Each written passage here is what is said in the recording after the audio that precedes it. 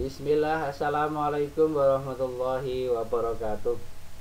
Alhamdulillah, sekalian, pada kesempatan ini kita akan sampaikan kajian Islam, yaitu pendidikan penguatan karakter untuk siswa-siswi Citra Islami, yaitu temanya terkait dengan toharoh atau bersuci dalam Islam. Kita harus mendalami terkait dengan toharoh ini. Yang pertama yaitu kita akan mendalami pengertian toharoh itu apa sih, barangkali walaupun ini sudah familiar di kita. Kemudian dalam toharoh ada macam-macam najis dan bagaimana cara mensucikannya.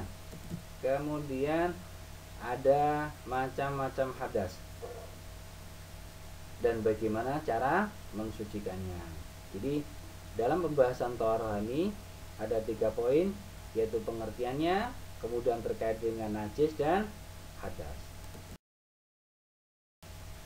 Kita awali dari pengertian toharoh. Toharoh artinya bersuci. Toharoh yadhuru tohurun, ya, artinya bersuci. Ya, artinya itu mensucikan diri dari najis dan hadas. Kalau kita kondisinya sudah suci, maka kita bisa melaksanakan ibadah kepada Allah Subhanahu wa Ta'ala.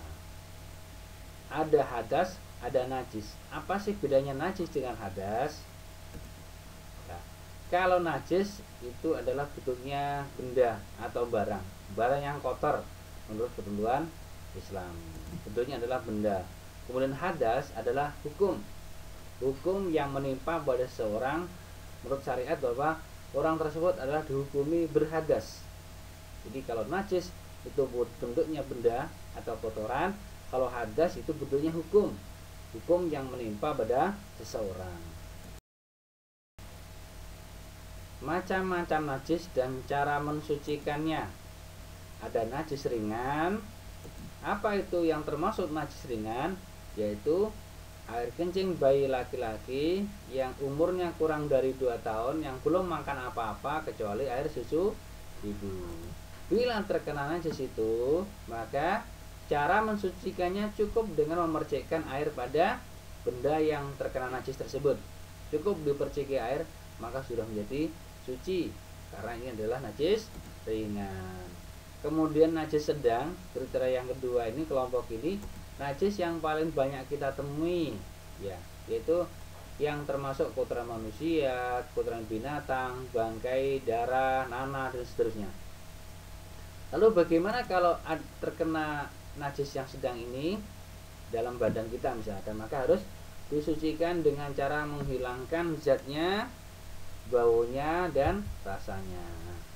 Yang ketiga, najis berat. Najis berat ini adalah apabila kita terkena air liur anjing dan babi, ini termasuk najis berat. Biar suci maka harus disucikan, dicuci sampai 7 kali, luar biasa ini. Dan salah satunya dicampur dengan tanah yang suci atau debu yang suci akan menjadi. Berikutnya macam-macam hadas. Ini hadas tadi hukum, ya, hukum. Ada hadas kecil, jadi seorang dihukumi dengan hadas kecil. Misalkan dia sedang buang air kecil atau pipis misalkan, atau buang air besar, maka orang tersebut dihukumi orang yang berhadas kecil.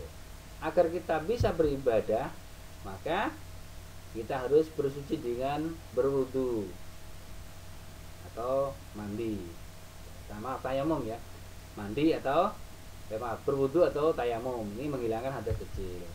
Orang yang terkena hadas besar, misalkan dia lagi menstruasi sebelum bersuci, atau misalkan keluar air sperma dan sebagainya, mimpi basah, agar menjadi suci dia harus mandi besar, mandi keramas dengan niat menghilangkan hadas.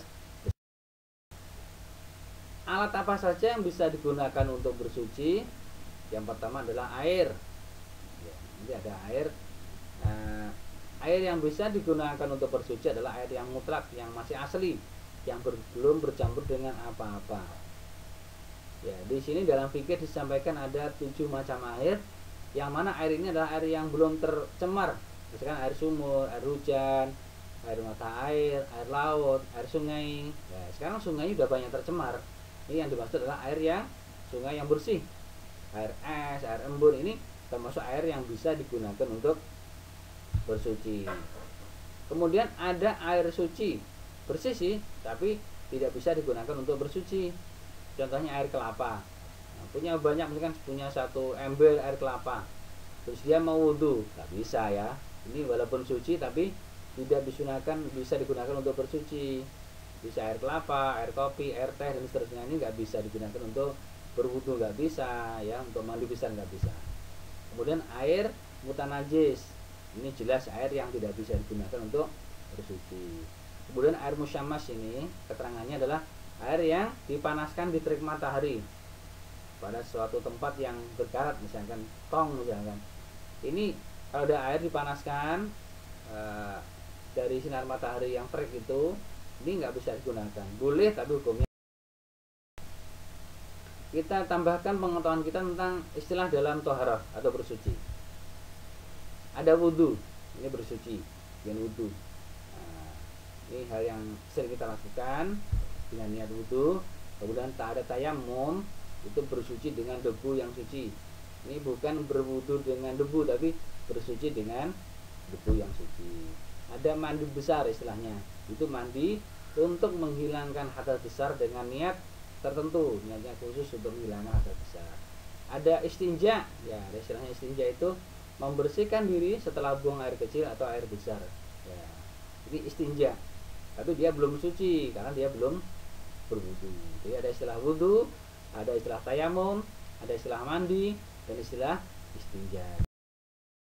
Sampai di sini terkait tentang tema kita hari ini tentang toharah. Terima kasih, mohon maaf. Assalamualaikum warahmatullahi wabarakatuh.